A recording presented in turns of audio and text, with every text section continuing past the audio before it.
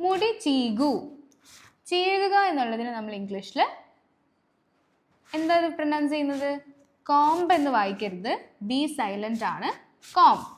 Okay, com your hair. നിന്റെ മുടി ചീകൂ, com your hair. നീ അമ്മയെ സഹായിക്കണം. യു, നീ. ഷുഡ് ചേർത്താൽ നമുക്ക് നം എന്ന് പറയാം. ഷുഡ് സീ, കാണണം. ഷുഡ് ഗോ, പോകണം. ഷുഡ് ഹെൽപ്പ്, സഹായിക്കണം. You should help your mother.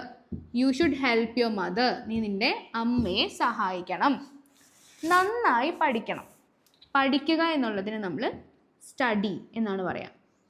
നന്നായി, വെൽ. സ്റ്റഡി വെൽ, നന്നായി പഠിക്കണം. വൃത്തിയായി എഴുതണം. ഇതെങ്ങനെ പറയും എന്നുള്ളത് നിങ്ങൾ താഴെ കമൻറ്റ് ചെയ്യാം.